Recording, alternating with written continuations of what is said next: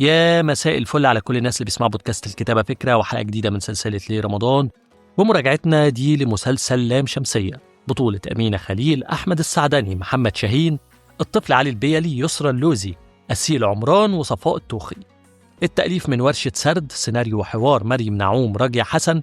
شارك في كتابة المعالجة والشخصيات دينا نجم، سامر عبد الناصر، وشارك في التطوير منى الشيمي. أما الإخراج لكريم الشناوي. المسلسل بتدور أحداثه حوالين الطفل يوسف اللي بتكتشف مرات أبوه نيلي إنه بيتعرض للتحرش على إيد وسام صاحب أبوه، وبتحاول نيلي تثبت ده وسط إنكار الكل، لحد ما بيحصل موقف ما بيكشف حقيقة تعرض يوسف للتحرش.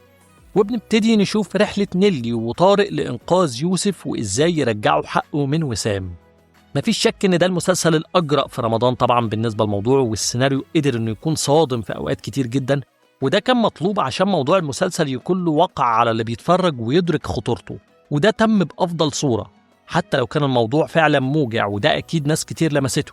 إحنا فضلنا 7 حلقات تقريبا بنعيط بس. وكان من أفضل الحاجات إن السيناريو قدر إنه يحط موضوع زي ده وسط حدوتة درامية مخلص جدا للحدوتة وكتابة الشخصيات، فأنت شايف دراما مش مجرد عرض لموضوع بشكل وثائقي، ودي كانت نقطة إيجابية جدا جدا. يمكن في النص خدنا حلقة كده أو حلقتين تراجعت فيها الدراما لحساب الجانب التوعوي، خصوصا الحلقة 7 على ما أعتقد اللي هي كان اسمها الشروق، ودي احنا شفنا فيها جانب توعوي قوي في حتة التعامل ازاي مع حدث التحرش ومع المجتمع، والتعامل النفسي يكون ازاي.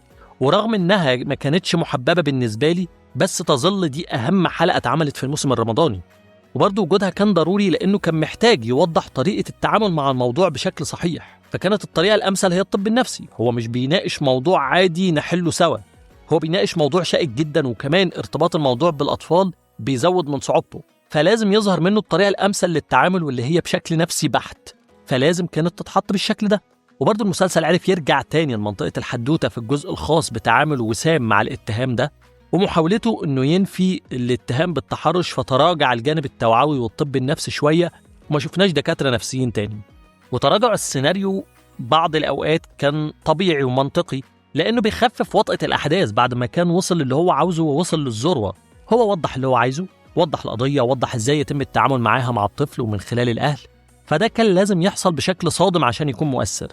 وبالتالي التراجع اللي بعد كده منطقي، لان المسلسل كان وصل لهدفه خلاص، وبقى هدفه الدرامي انه يوضح بعض النقط التانية المختلفة وينهي الامور دراميا.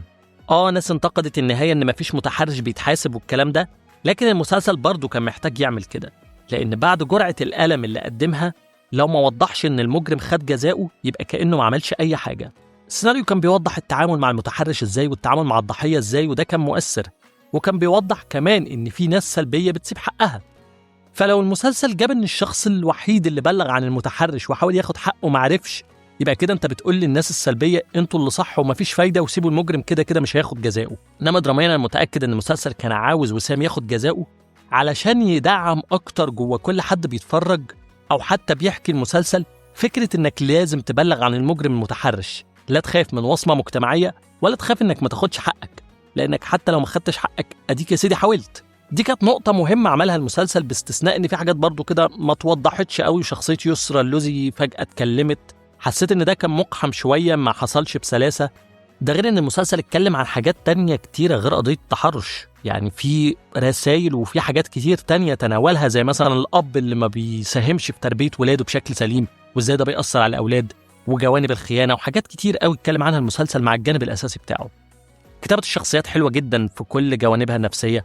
شخصية نيلي في ناس كتير انتقدتها في بعض التصرفات وقالت دي تصرفات غبية وغلط والكلام ده كله، بس دي كانت من أحسن الحاجات اللي السيناريو عملها برضو وأذكاها، لأنك بتبين إن البطل بتاعك مش دايما بيتصرف صح، وفي قرارات كتير منه ممكن تخيش عادي.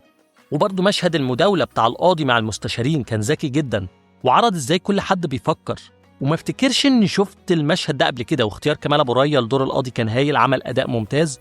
وبالكلام عن الأداءات فكل الممثلين أبدعوا بشكل هايل، مش قادر أتكلم عن كل أداء لوحده لأن كل أداء قصة لوحده، خصوصا طبعا محمد شاهين اللي عمل أداء فوق الرائع، والطفل علي البيلي طفل بيمثل بعينيه، لو خد شوية كورسات تمثيل هيبقى ممثل مرعب أما يكبر.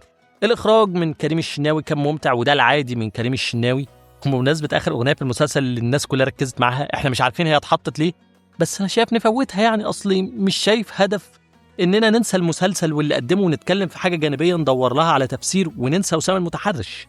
المسلسل بشكل عام يستحق تقييم 9 من 10 من المسلسلات اللي بقول عليها برضه ما ينفعش تتفوت، ولو ما اتفرجتش عليها يبقى فاتك كتير، بس تحاول إن أنت تكون مؤهل نفسيا للفرجة عليه. كده حلقتنا خلصت. قولوا لي إيه المسلسل ناقش قضية وأثر فيكم، مستني رأيكم في الكومنتس على اليوتيوب أو نتناقش على فيسبوك تيك توك، وتابعوني على الانستجرام، واستنوا الحلقة الأخيرة من سلسلة ليه رمضان، وسلام عليكم. سلسلة ليه رمضان من بودكاست الكتابة فكرة مع عادل أبو الفضل، براندنج وديزاين أحمد رأفت وروان محمد، وشكر خاص لكارمن السراج ويوسف باسيلي. واستنوني في حلقة تانية من بودكاست الكتابة فكرة وسلسلة ليه رمضان.